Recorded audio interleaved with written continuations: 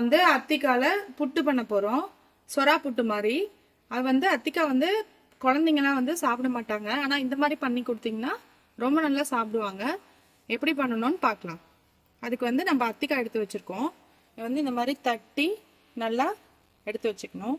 அப்புறம் ஒரு 3 வெங்காயம், கொஞ்சம் பூண்டு நல்லா இப்படி குட்டி குட்டியாக நறுக்கி வச்சுருக்கோம். பச்சை மிளகா ஒரு 3 பச்சை மிளகா, கருவேப்பிலை, கொத்தமல்லி, மஞ்சத்தூள், உப்பு, எண்ணெய்.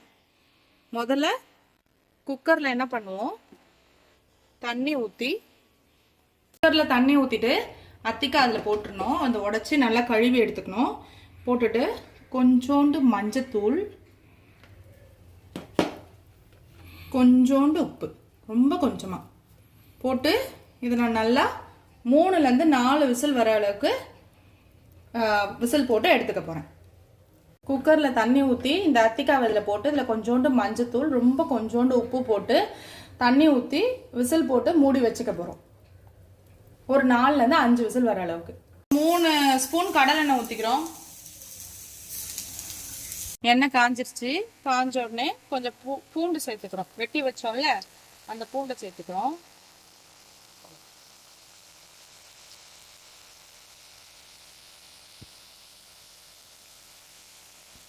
பூண்டு சேர்த்துக்கிறோம். பூண்டு நல்லா வதங்கின உடனே வெட்டி வச்ச பச்சை மிளகாவையும் இதுல சேர்த்துக்கிறோம்.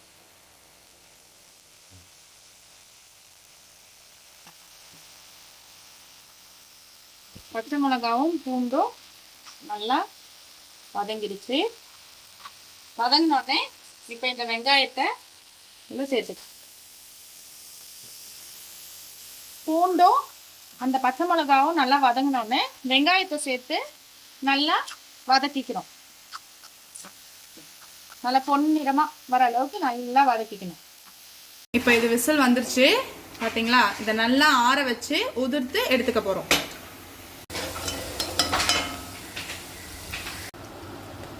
இதை இப்படி நல்லா உதிர்த்து இருக்கணும். சூடு ஆற வச்சு உதிர்த்துக்கணும். இப்போ இதில் கொஞ்சோண்டு மஞ்சள் போட்டுக்கிறோம். கொஞ்சோண்டு உப்பு போட்டுக்கிறோம். மிளகாத்தூள் வந்து ஆப்ஷனல் தான். உங்களுக்கு அந்த பச்சை மிளகாய் காரம் போதும்னா போட வேண்டாம். இப்படி கொஞ்சம் காரமாக வேணும்னா ஒரு 1/4 ஸ்பூன் மிளகாத்தூள் போட்டுக்கிறோம். போட்டுட்டு 3த்தையும் நல்ல குழம்பு மிளகாத்தூள் போட்டுட்டு 3த்தையும் நல்லா வதக்கிக்கிறோம். டெய்லியுமா சொல்லணும்.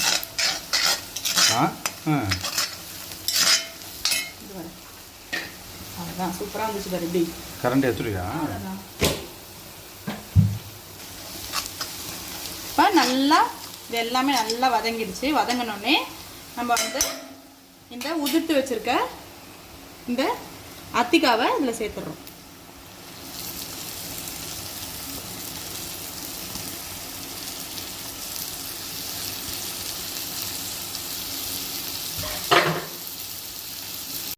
இப்போ இதை நல்லா வதக்கி கொஞ்சம் இப்படியே நல்லா பரப்பி சிம்மில் வச்சு கொஞ்ச நேரம் விட்டுருங்க.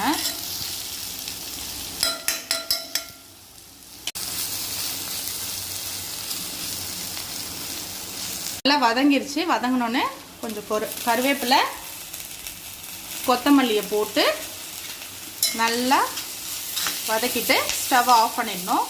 இது வந்து சூடாக சாப்பாட்டுக்கு போட்டு நெய் ஊற்றி இதை போட்டு சாப்பிட்டா அவ்வளோ அல்டிமேட்டாக இருக்கும். சுறா புட்டு மாதிரியே இருக்கும். உடம்புக்கும் ரொம்ப ரொம்ப நல்லது. குழந்தைங்களுக்கு இப்படி கொடுத்தாலும் விரும்பி சாப்பிடுவாங்க. சாப்பிட்டுட்டு செஞ்சு சாப்பிட்டுட்டு எப்படி இருக்குன்னு கமெண்ட்டில் சொல்லுங்கள்.